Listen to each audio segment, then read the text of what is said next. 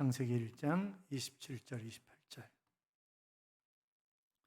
창세기 1장 27절 28절.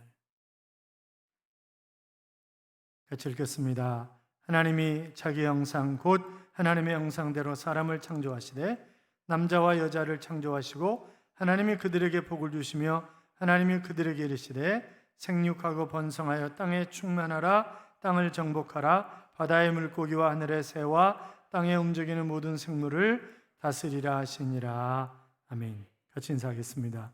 주의 이름으로 잘 될 것입니다. 더 잘 될 것입니다. 끝없이 잘 될 것입니다. 아멘.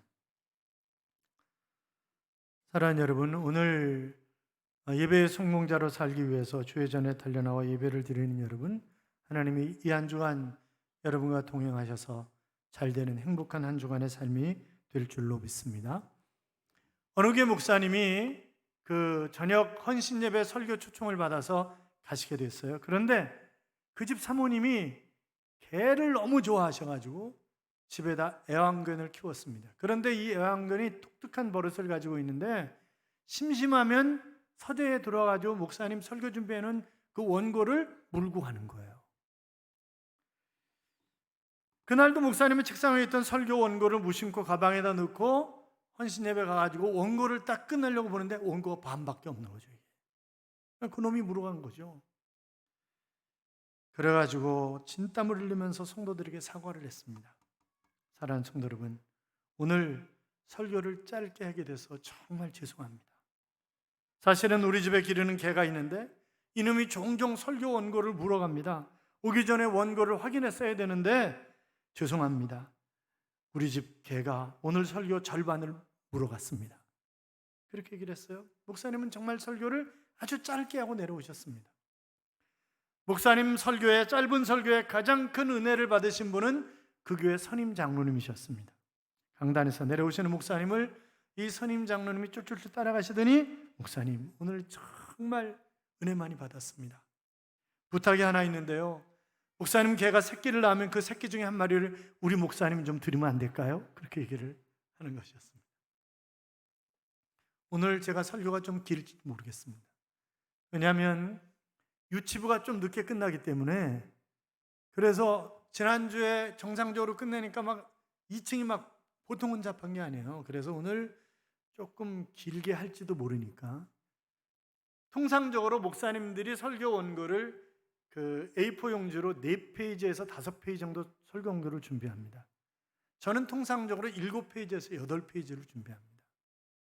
시간은 거의 비슷합니다. 제가 말을 빨리 하기 때문에.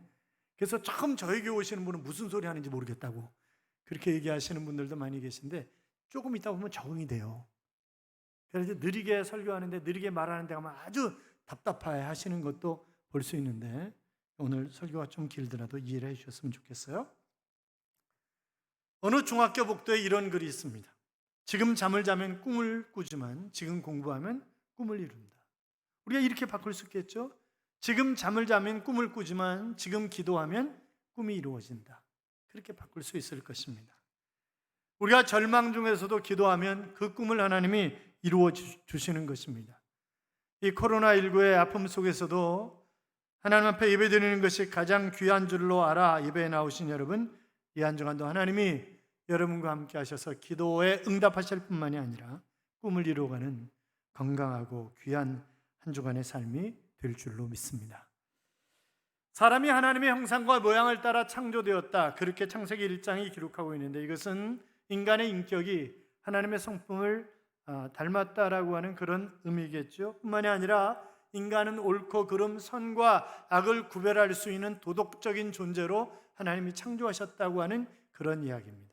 뿐만이 아니라 하나님이 영이신 것처럼 인간을 영적인 영혼을 소유한 그런 존재로 만드셔서, 그래서 하나님과 교제하며 가장 가치 있고 존엄한 그런 존재로 인간을 만들어 놓으신 것입니다.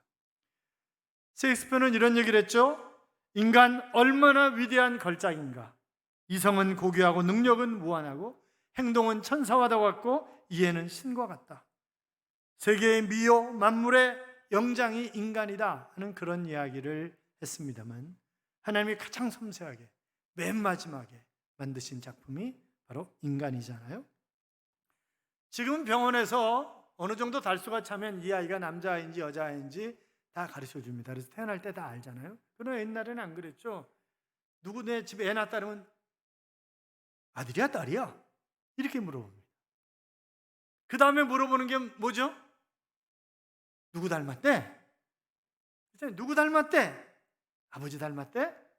엄마 닮았대? 뭐 이렇게 물어봅니다. 그러나 여러분, 우리가 누군가가 태어나면 그 아이도 하나님의 형상을 가지고 태어났기 때문에 하나님께 속한 하나님의 자녀인 것입니다. 한 적은 마을에 아이가 태어났습니다. 이 아이는 어려서부터 체구가 작았고 그의 아버지가 누구인지 아무도 몰랐습니다. 이 아이가 자람에 따라서 마을 사람들은 자기 자식들이 그 아이와 어울리는 것을 원치 않는 거예요. 그러다 보니까 그 마을에 천덕꾸러기가 된 것입니다. 그러니까 어릴 때부터 너무 힘들게 자라나는 거예요. 그래서 너무 외로워서 그가 교회에 나왔습니다. 12살 되던 애 예배를 마치고 나가는데 목사님이 이렇게 묻는 거예요. 얘야, 너희 아버지가 누구지? 이렇게 물었습니다. 그러니까 애도 굉장히 당황했을 뿐만이 아니라 성도들도 굉장히 당황하는 거죠. 제가 누군지 아니까.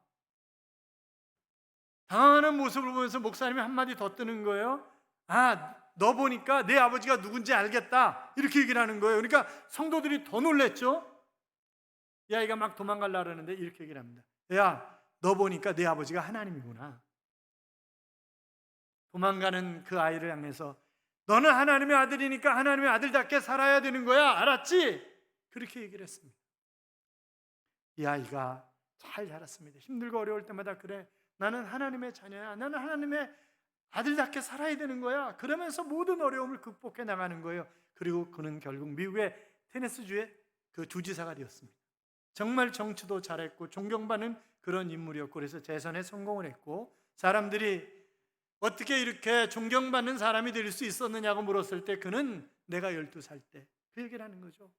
목사님이 젊은 목사님이 너 하나님의 아들이야. 하나님의 아들답게 살아야 되는 거야. 그 목소리가 내가 힘들고 어려울 때마다 늘 귓전을 때렸고 그래서 나는 바르게 자랄 수밖에 없었다고 그렇게 대답을 하더라는 거죠.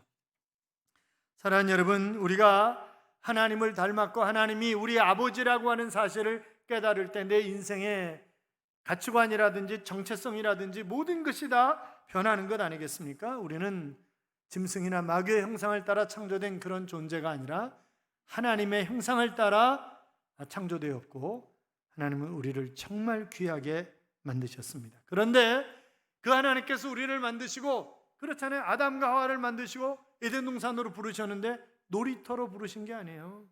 놀라고 부르신 게 아니에요. 하나님이 일터로 하나님이 보내셨어요. 그렇잖아요. 자, 28절 봐요. 같이 읽어요. 하나님이 그들에게 복을 주시며 하나님이 그들에게 이르시되 생육하고 번성하여 땅에 충만하라. 땅을 정복하라. 바다의 물고기와 하늘의 새와 땅에 움직이는 모든 생물을 다스리라 하시니라. 아멘. 자, 놀고 즐기라고 아담과 하와를 에덴 동산으로 부르신 것이 아니라 바로 일터로 일하라고. 여러분, 사람은 누구에게나 사명이 있습니다. 지금 이 아담과 하와에게도 뭐라고요? 다스리라, 정복하라, 충만하라 이런저런 노동명령을 하시는 것을 우리가 볼 수 있잖아요. 여러분, 누구에게나 하나님께서 사명을 주셨기 때문에 이 세상에 쓸모없는 사람은 단 한 사람도 없습니다. 그렇잖아요. 버릴 사람은 아무도 없다고요. 다 하나님께 필요한 사람들이고 다 제자교회에 필요해서 하나님이 여러분을 제자교회로 보내신 것이지. 그렇잖아요. 마틴 루터가 이런 얘기를 했어요. 내가 얼마나 값진 존재인가라고 하는 것을 알려면 십자가를 바라보라. 그 십자가에 달린 하나님의 아들이신 예수를 죽이기까지 하시면서 나를 구원하신, 그러니까 내가 얼마나 귀한 존재인가 라고 하는 그런 얘기를 했습니다만, 잠언 16장 4절에 보시면 여호와께서 온갖 것을 그 시음에 적당하게 지으셨나니 악인도 악한 날에 적당하게 지으셨느니라 그랬습니다. 사랑하는 여러분, 우리가 정말 귀한 존재로 쓰임받는 존재로 하나님이 지으셨기 때문에 베드로전서 4장 10절에 있는 말씀처럼 각각 은사를 받은 대로 하나님의 각양 은혜를 맡은 선한 청지기같이 서로 봉사하라 그러셨는데, 하나님이 우리 각자에게 주신 달란트가 있죠. 그래서 그 달란트에 맞게 봉사하며 쓰임받는 그런 삶이 우리의 삶이 되어야 될 줄로 믿습니다. 그러니까 쓰임 받는 거예요. 내가 교회 와서도 내가 어디에 쓰임 받을까 고민을 해야 되는 거죠. 그러니까 건축하시는 분은 또 건축하는 대로 교회 구석구석을 돌아보면서 할 일이 있으면 하면 되는 거잖아요. 정말 비가 많이 와. 그런 줄 아는 보면 저기 보세요. 제가 지금 이거 안 내렸어요. 왜냐하면 내렸다 안 올라갈까 봐. 저기 세 가지고요. 저 판넬이 하나 떨어졌어요. 응? 그리고 뭐 얼룩덜룩 이러고 이러잖아요. 여러분 이렇게 직사각형으로 사각형으로 지은 건물들은요 시간이 지나면 다 새요. 다 셉니다. 이게 이제 유리와 또 시멘트가 연결되는 부분을 이제 연결시켜 놓고 실리콘으로 쓰고 그러잖아요. 그런데 이거는 뜨거운 태양 열을 1, 2년 맞으면 이게 틈이 생긴다고요. 그럼 그 틈 사이로 비가 들어오는 거예요. 다 새. 근데 한옥 새는 거 보셨어요? 한옥 안 새. 왜? 처마가 있잖아요. 이래가지고. 그러니까 물이 다 흘러내려가는 거예요. 그래서 이런 생각을 해보는 거예요. 이런 건물은 전부 다 처마가 없지만 확 지붕하고 처마를 만들까 이렇게. 그래가지고 비가 다 떨어지게 마당으로 떨어지게 만들까? 그런 생각이 들어요. 그러니까 관심 있는 분은 하셔도 괜찮아요. 관심 있는 분은 하셔도 돼요. 그러니까 내가 뭐 다른 거 재주가 없으면 화장실 청소해도 되는 거고 노래를 잘하면 저렇게 성가대에 앉아도 되는 거고 뭐 그렇다고 성가대원이 꼭 노래를 다 잘한다는 건 아니에요. 뭐 성가대에 앉아도 되고 뭐 하여튼 그렇잖아요. 내 재능이 그 달란트를 가지고 할 수 있는 일을 하면 되는 거예요. 정할 게 없으면 방긋방긋 웃는 모습으로 오는 사람들 어서 오세요 그리고 인사해도 되는 거고 그렇잖아요. 그러니까 다 하나님이 다 여러분이 할 일을 맡기셨다고. 그런데 내가 저걸 잘 모르는 거예요. 지금 뭘 해야 될지 모르는 거죠. 고린도서 12장 14절 이하에 보시면 몸은 한 지체뿐만 아니요 여럿이니 만일 발이 이르되 나는 손이 아니니 몸에 붙어있지 아니하였다 할지라도 이로써 몸에 붙지 아니하는 것이 아니요 또 귀가 이르되 나는 눈이 아니니 몸에 붙어있지 아니하였다 할지라도 이로써 몸에 붙지 아니하는 것이 아니니 만일 온몸이 눈이면 듣는 곳은 어디며 온몸이 듣는 곳이면 맨세 맞는 곳은 어디냐. 그러나 이제 하나님이 그 원하시는 대로 지체를 각각 몸에 두셨으니 만일 다 한 지체뿐이면 몸은 어디냐. 이제 지체는 많으나 몸은 하나라. 눈이 손더러 내가 너를 쓸 데가 없다 하거나 또한 머리가 발더러 내가 너를 쓸 데가 없다 하지 못하리라. 이런 말씀이 있는데 여러분 생각해 보세요. 만약 발이 없다면 그러니까 우리가 그렇잖아요. 눈이 야 너는 맨날 발한테 너는 시커먼 데 들어가지고 냄새나 풍기고 냄새 풍기고 거기 뻗팅기고 있어야 되는 거예요. 발은 그렇잖아요. 그러니까 눈, 손, 발 하나님이 우리 몸에 다 필요하셔서 이것을 주신 것이지. 그러니까 명장 떼어내는 사람도 있잖아요. 근데 명장 떼어내는 사람은 절대 우주선 못 한다잖아요. 그러니까 다 필요해서 하나님 주신 거예요. 그러니까 필요 없는 게 하나도 없다고. 마찬가지로 교회에 필요 없는 사람은 한 사람도 없어요. 다 있다고. 그러니까 어떤 분들은 그래요. 목사님 죄송해요. 제가 건축 다 한 다음에 와서. 괜찮아요. 뭐 하나님이 가장 필요한 때 부르신 거야. 그렇잖아요. 그러니까 필요한 대로 그냥 쓰임 받으면 돼요. 쓰임 받으면 되지. 이렇게 저렇게 고민하고 그럴 필요가 없다고요. 일본 자동차 회사 중에 니폰과 토요타 두 회사가 있었습니다. 니폰은 아주 머리가 탁월한 그런 사람들이 모여있는 그런 자동차 회사였습니다. 왜냐하면 동경대 출신의 그 직원들의 80% 이상이 동경대 출신이었어요. 반면 토요타는 온갖 잡탕이 다 모여있는 거죠. 이런저런 사람들이 그러니까 머리로 비교하면 비교 자체가 안 되는 거예요. 그런데 니폰은 망했어요. 토요타는 세계 굴지의 회사가 됐어요. 왜 그랬냐? 니폰은 잘난 척해. 잠깐만 머리가 좋다는 거지. 그래가지고 뭐 자기가 고집을 부리면 안 꺾고 그러다 망했어요. 그런데 토요타는요 모여서 얘기하면 잘난 척하는 놈 뭐 하는 놈 지지고볶 싸우다 우리가 이러면 되냐 하나 돼서 가야지 이래가지고 결론을 만들어서 그리고 하나 돼서 가는 거예요. 그래서 세계 굴지의 회사가 된 거예요. 그러니까 교회는 뭐 지식이 많은 사람도 있고 지식이 없는 사람도 있고 경제적 수준도 다르고 나이도 다르고 직장도 다르고 다 다르잖아요. 그런데 이 다른 사람들이 모여서 아름다운 하모니를 이루는 것이 바로 교회예요. 우리가 성가대가 정말 아름다운 찬양을 하나님 앞에 드립니다만 여러분 소프라노만 있다고 생각해 보세요. 사람들이 뭐라 그랬어요? 왜 이렇게 소리를 지르냐? 하나님이 귀 먹으셨냐? 막 이러고 그럴 거예요. 만약 베이스만 있다고 생각을 해보세요. 왜 동굴 속으로 자꾸 기어들어가는데? 그렇게 얘기를 할 거예요 아마. 그러니까 소프라노, 알토, 테너, 베이스가 같이 잘 어우러져서 아름다운 하모니를 만들어내는 것 아니겠어요? 그러니까 우리 마찬가지예요. 다 우리 각자가 하나 돼서 아름다운 그런 미래를 열어가고 하나님의 뜻을 이루어가는 그런 거 아니겠냐고. 여러분 모세 보세요. 모세가 내가 430년 동안 종살이한 우리 백성을 끄집어내야 되겠다 이렇게 생각하지 않았어요. 떨기나무 불꽃 가운데 하나님이 그를 부르셨을 때 4번이나 거절했습니다. 그렇잖아요. 나는 아닙니다. 나는 혀가 돌아 아주 별소리를 다 하면서 4번씩이나 하나님의 요청을 거절합니다. 하나님이 그의 거절을 거절하셨습니다. 그렇잖아요. 그래가지고 글을 쓰시잖아요. 그러니까 모세가 쓰임받은 것은 전적으로 하나님이 하신 것이지 지가 하고 싶어서 한 게 아니에요. 신약의 사도 바울은 안 그래요? 그가 사도행전 7장에 보시면 사울이었을 때 스데반을 돌로 때려 죽이는 자리에 책임자야. 왜? 그 사람 앞에 다 옷을 벗고 갔잖아요. 겉옷을 벗어두니라. 이건 그가 책임자라는 얘기예요. 그것도 모자라가지고 다메섹에 예수 믿는 사람들을 잡아다 족치고 죽이려고 다메섹으로 달려가는 거 아니에요? 대제사장에 도장 받아가지고 잘난 척하면서 그렇잖아요. 그러다 다메섹 도상에서 부활하신 주님을 만났죠. 사울아 사울아 내가 어찌하여 나를 핍박하느냐. 주여 누시니까 나는 내가 핍박하는 예수라. 그러시면서 바로 이방인을 위한 사도로 그를 부르시잖아요. 그렇잖아요. 그러니까 하나님이 부르신 거예요. 다 여러분도 다 하나님이 부르신 거예요.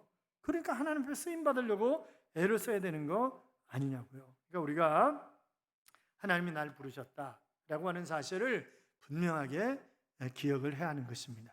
존 버년이 베드포드 감옥에 갇혔을 때 죽음에 대한 두려움이 그를 엄습해 왔답니다. 죽는 것이 두렵지 않은 사람이 어디 있겠어요. 그러니까 죽음에 대한 굉장한 두려움이 있는데 그런데 어떤 생각이 드냐면 내가 죽음에 대한 두려움을 갖는 것 때문에 복음에 대한 그런 확신을 내 주변에 있는 많은 사람들이 잊어버릴까 봐, 하나님의 영광을 가리울까 봐 두려워할 수가 없더라는 거예요. 그래가지고 자기는 정말 꿋꿋하게 이 베드포드 감옥에서 그 감옥 생활을 이겨냈다고 하는 그런 고백을 하고 있는 것을 우리가 보게 됩니다. 그러니까 설령 어려움이 있다 할지라도 나를 인도하시는 하나님, 나를 이 자리에 두신 하나님, 그 하나님을 우리가 기억해야 된다고요. 여러분 코로나19는 전염력이 강한 병입니다. 우리가 지금 그 박해나 정부의 지시 때문에 저희가 오후 예배 안 드리고 그러는 거 아닙니다. 지난 수요일 보니까 조짐이 좀 이상한 거예요. 그래서 목요일 날 본래 오늘서부터 오후 예배 드리기로 한 거잖아요. 여러분하고 약속한 거잖아요. 근데 이게 조짐이 별로 안 좋은 거예요. 그래가지고 목요일 날 제가 장로님들, 안수 입사님들, 또 교구장들, 그 선교회장들 이분들한테 문자 메시지를 한번 보냈어요. 우리가 교인들하고 약속을 했는데 이거 어떻게 했으면 좋겠는가?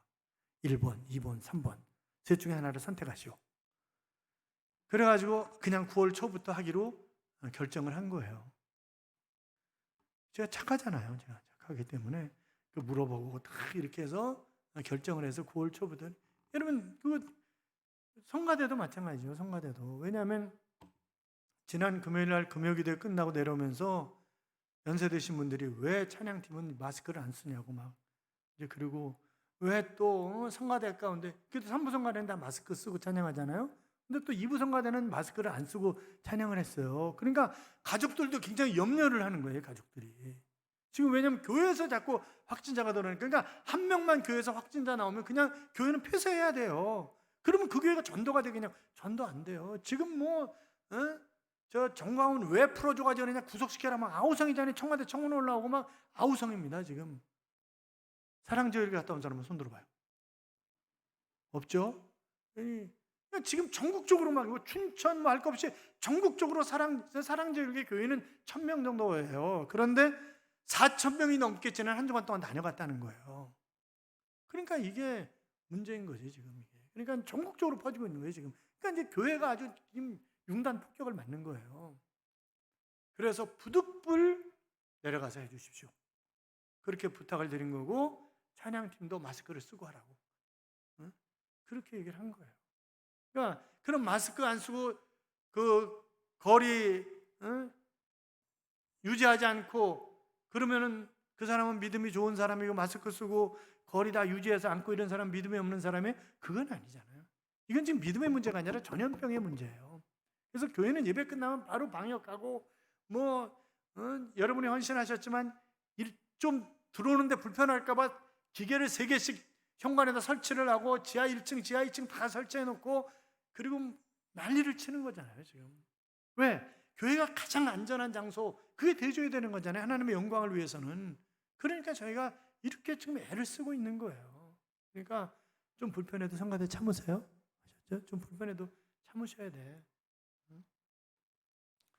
사랑하는 여러분, 내가 성공했느냐 아니냐라고 하는 것은 내가 사회적 포지션이 어떻게 되느냐라고 하는 것으로 판단하는 것이 아니라 내가 하나님의 뜻과 하나님의 계획을 따라서 사명 따라 일을 이루었느냐 아느냐, 그것이 성공과 실패의 잣대가 되어야 되는 거지. 세상에서 내가 돈을 얼마나 벌었고 내가 어떤 지위를 가지고 있고 이것이 성공의 잣대가 되어서는 안 되는 것입니다. 그래서 조지 트루엣은 최고의 지식이 있다면 그것은 하나님의 뜻을 아는 것이고 최고의 성취가 있다면 그것은 하나님의 뜻을 이루어드린 것이다 하는 그런 이야기를 했습니다. 로마서 12장 2절에도 보면 너희는 이 세대를 본받지 말고 오직 마음을 새롭게 함으로 변화를 받아 하나님의 온전하시고 기뻐하시고 선하신 뜻이 무엇인지 분별하도록 하라 그랬잖아요. 여러분, 그러니까 나에게 사명이 있구나, 여기 다스리라. 그러니까 지금 아담과 하와를 만드시고 하나님이 다스리라 그렇게 하셨잖아요. 다스리게 하자 하시고 땅을 정복하라, 모든 생물을 다스리라. 이건 특권이죠. 그렇잖아요. 그러니까 이 폰라드라고 하는 독일의 구약학자가 이 부분을 설명하며 다스리라라고 하는 부분을 설명하면서 이렇게 설명을 하셨어요. 그 중세라든지 이런 데 보면 독일의 황제, 각 나라의 황제들이 있었잖아요. 황제 영토가 그 궁 안에만 있는 게 아니라 많아요. 나라 여러 곳에 흩어져 있잖아요. 그러면 거기를 딱 황제 그림을 그려놓고 이건 황제의 땅 이래가지고 써놓는 거예요. 팻말을 꽂아놓는 거예요. 그러면 그 땅에 누가 들어서 경작 못해요. 그건 죽어요. 그렇잖아요. 그리고 그 땅을 경작하도록 대리인을 황제가 보내는 거잖아요. 마찬가지로 하나님이 이 땅 곳곳에 바로 그리스도인들을 보내서 하나님의 대리자로서 일하게 하신 거잖아요. 하나님의 뜻에 따라. 그래서 우리는 이 땅에 하나님께 보냄받은 선교사다 하는 그런 이야기를 우리가 하는 것 아니겠습니까? 사랑하는 여러분, 여러분이 오해하지 말아야 될 것이 여러 가지 있어요. 다스리라, 정복하라 그랬더니 하나님이 짐승과 물고기를 다 잡아먹으라 그러시는 거구나. 그런 얘기는 아니에요. 그런 얘기는 아닙니다. 또 정말 산세족 그런 곳을 다 회파해가지고 골프장 만들고 또 세컨하우스 만들고 그러라는 얘기 아니에요. 그렇잖아요. 이것은 바로 이 피조물들에게 이 다스리라 정복하라라고 하는 말은 바꿔서 얘기하면 피조물들에게 정복당하지 말라는 거예요. 너희는 하나님의 자녀라는 거예요. 너희는 하나님의 자녀이기 때문에 피조물을 다스려야 되는 거지 너희가 피조물에게 정복당하는 삶을 살아서는 결단코 안 된다 하는 그런 말씀을 하고 계시는 거죠. 그러니까 보다 적극적으로 이 피조물들을 관리해야 할 책임이 너희에게 있다 이렇게 말씀하시는 거예요. 그래서 우리가 자연도 잘 관리를 해야 되고 잘 관리를 해야 할 그런 책임이 있는 사람들이라고 하는 것입니다. 마태복음 25장 보면 알잖아요. 달란트 비유가 나오죠. 그 5달란트, 2달란트, 1달란트 종에게 맡겼어요. 각기 종들에게. 그리고 주인은 멀리 해외로 여행을 갔습니다. 그러니까 5달란트, 2달란트 받았던 사람은 죽기 살기로 사업을 해가지고 배로 이익을 남긴 거예요. 한 사람은요 땅속에다 깊이 파묻어놨어요. 그리고 주인이 돌아오니까 이 5달란트, 2달란트 받았던 사람은 얼른 배로 이익 남긴 걸 가져와서 보십시오. 저희가 열심히 장사를 해서 배로 남겼나이다. 그렇게 얘기를 하죠. 그랬더니 잘하였도다 착하고 충성된 종아, 내가 적은 일에 충성하였으면 내가 큰 것으로 내게 맡기리니 내 주인의 즐거움에 참여할지어다. 이렇게 얘기를 하시죠. 그런데 1달란트 받았던 사람이 주인에게 와서 뭐라고 얘기를 해요? 이렇게 얘기를 하죠.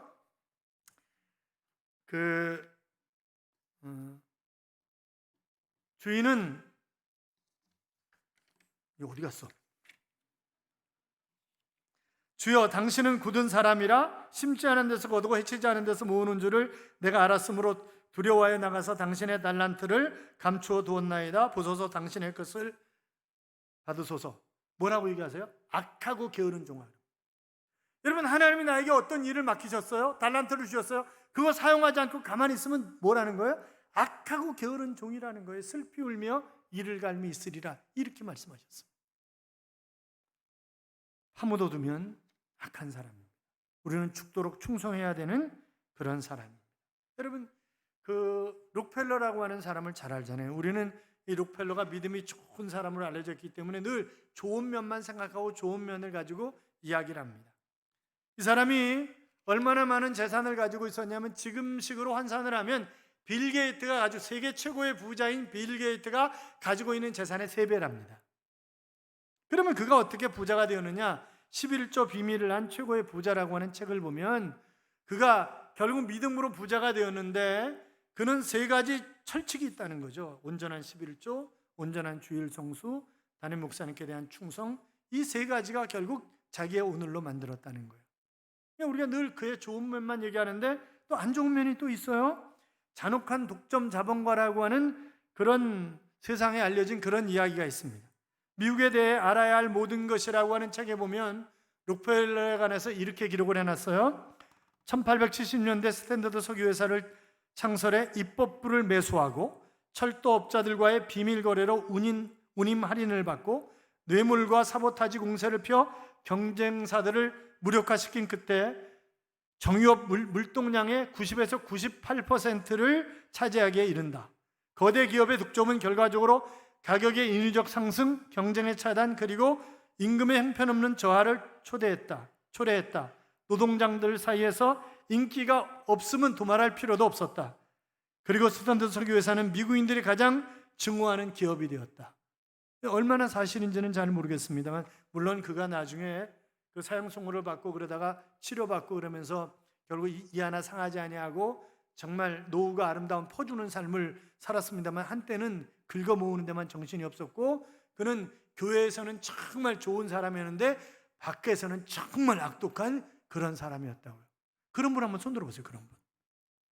교회에서는 정말 좋은데 밖에 나가면 아닌 사람들이 있어요. 또 밖에서는 정말 좋은데 교회에서는 또 아닌 사람도 딴 교회에 있다 그러더라고. 그런 사람들. 여러분, 그런 사람 아니죠? 그러면 왜 이런 사람들이 생길까? 오해해서 그래요. 오해해서. 세상 일과 하나님의 일을 구분하는 것입니다.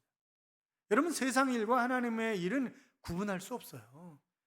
그래서 우리가 창세기 21장 22절에 보면 내가 무슨 일을 하든지 하나님이 너와 함께 계시도다 라고 말씀하고 있고, 골로새 3장 23절에 보시면 무슨 일을 하든지 마음을 다하여 주께 하듯 하고 사람에게 하듯 하지 말라 그랬으니까 하나님의 일, 세상 일이 구분이 없다는 거예요. 다 똑같다는 거죠.